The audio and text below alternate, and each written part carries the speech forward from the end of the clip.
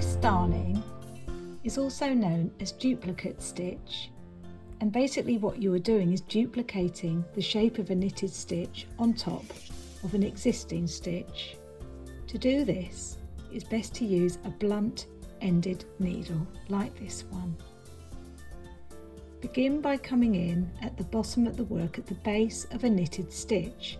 A knitted stitch, when the fabric is the correct way up with the cast on at the bottom and the cast off at the top. A knitted stitch is an open V.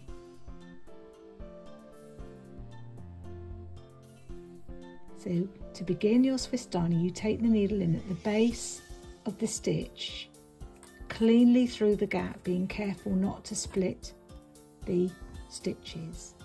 Take the needle behind the stitch above, drawing the yarn through nice and carefully and slowly. Then you take the needle to complete the embroidery back down through the base of the stitch where the yarn came up from the back of the work to begin the embroidery.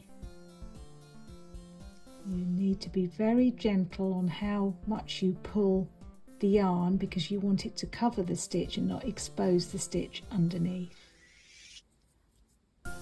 Let's go off to the right here, so in at the base, across the middle of the stitch above,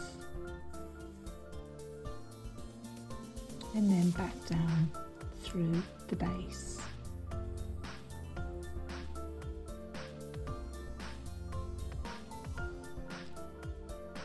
And again in at the base,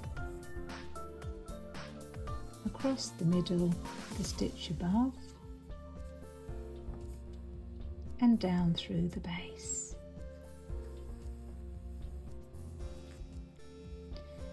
Now, if this embroidered line was to go back the other way, I would work as follows. I would come in at the base as before, but because the line is moving from right to left, I will put my needle behind the stitch from right to left. Just to repeat that, if I go to the next stitch diagonally over to the left, again my needle goes across from right to left, and this will help the yarn to sit better across on the stitch. It will just make the embroidery look a lot neater. Now if you need to go in a straight vertical line,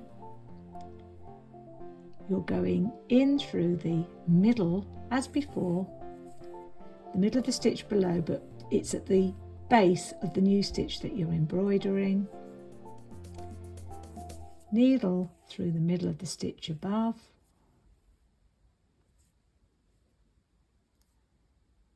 and then back down through the base. Swiss darning is really useful for adding small accents of colour to your knitting. It's always a good idea to start at the bottom and work towards the top. It's very difficult to Swiss darn from the top to the bottom of a shape or an outline. So begin at the bottom and work up towards the top of the knitting.